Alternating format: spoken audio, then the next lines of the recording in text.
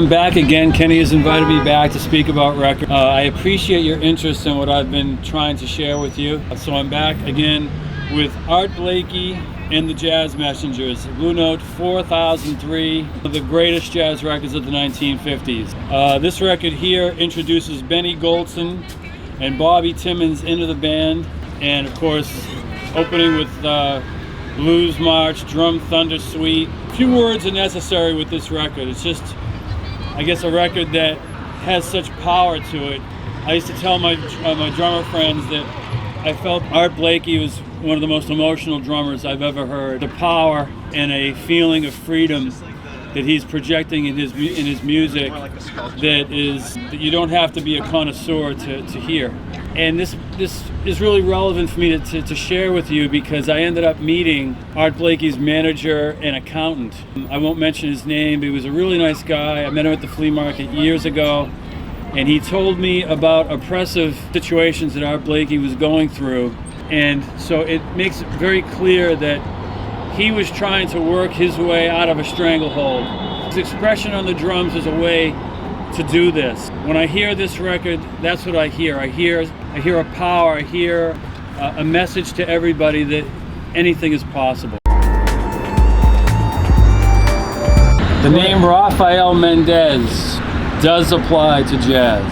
Rafael Mendez, one of the great trumpet virtuosos of the last century in any genre of music, was not a jazz trumpeter, but he influenced Juan and Jose Santos from Mexico, who were jazz trumpeters and who were actually creating a jazz scene in Mexico City. These Mexicans, with a Mexican lineup, with a Mexican rhythm section, make a beautiful record. Virtuosos Unlimited. So you have two astonishing trumpet players playing octaves above the stratosphere, but not tiring the ear out, curiously enough. A record that came out on Metro Jazz. So many wonderful records came out on Metro Jazz, but this one here, very rare. You don't see it very often. I have it priced very reasonably. It's typically an $80 to $100 record, or it used to be. Not sure where it stands now, but I got 40 bucks on this. This is a real trumpet, by the way, in case anyone's wondering. But I'm not going to talk about this record technically. What I'm trying to do is make people aware that there are jazz scenes around the world that have been cultivated from our American experience, and these are relevant. They are honoring the American, the history of the American music, the development of this music, but they're doing it on their own terms as well, from the cultures that they come from. So that makes some of these records very interesting, whether it's from Japan, whether it's from Europe, from Belgium, from Mexico. Keep your eyes open for records like this because they're worth checking out. So here is a sleeper record from the 1960s. Not a masterpiece record, but an important figure nevertheless in Duke Pearson, who is a house pianist and producer at Blue Note on a number of very important records for Blue Note in the 1960s and early 70s. Pearson eventually signed with Atlantic for a period of time, and these records actually hold up very well, primarily because Pearson's a great arranger, a very good writer, and a very good selector of people to work with. For example, Joe Henderson is on this record.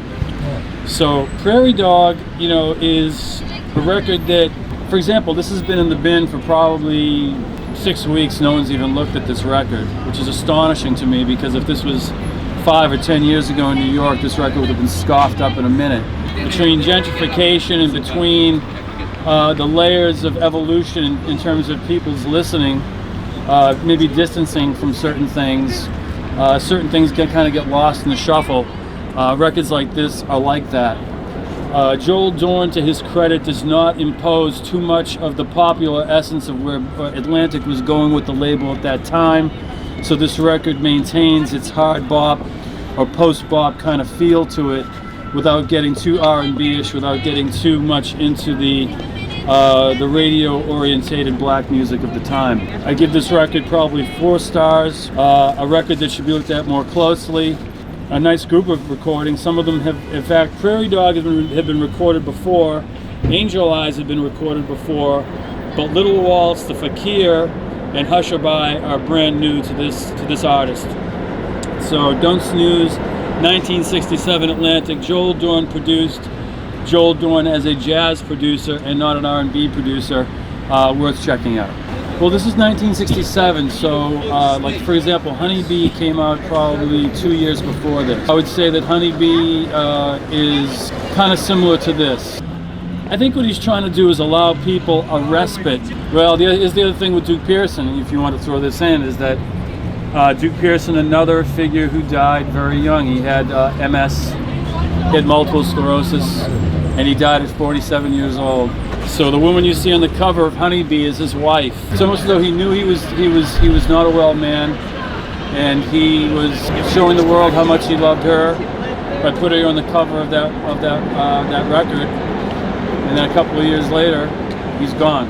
There are personal lives sometimes involved with these records that the record buying public is not aware of. But sometimes if you peer in just listening to the music, you might gather some insight. That Honeybee record is a very lyrical and very sentimental record in ways that are wanting to leave something good behind.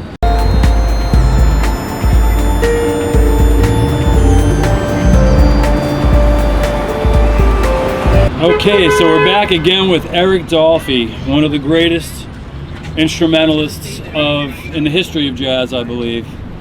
Eric Dolphy's position in the hierarchy was only compromised by one thing, and that was his early passing. One always tries to wonder where Dolphy would have been 10 years down the line, having passed away at the age of 36 from a sugar riot, from undiagnosed diabetes. But anyhow, this record here, which came out shortly before his death, is his absolute masterpiece, one of the great avant-garde jazz records of the 1960s on Blue Note. Freddie Hubbard, Tony Williams, Richard Davis, Bobby Hutcherson. Hutcherson, again, one of the great improvisers. His position within the jazz diaspora would be much higher had he not been a vibes player. The lines within Hutcherson's playing are pretty astonishing as well, and a perfect complement to Eric Dolphy. Dolphy and Tony Williams and Andrew Hill are rubbing elbows with Edgar Varese and a lot of the 20th century avant-garde music. This music, from the point of the black African diaspora, is a reflection of the experimental avant-garde between Europe and the United States between 1920 and 1960. So what you have here is a culmination within this record and a couple of the Andrew Hill records. This record is indispensable for anybody who wants to get into modern jazz from 1956 to 1970.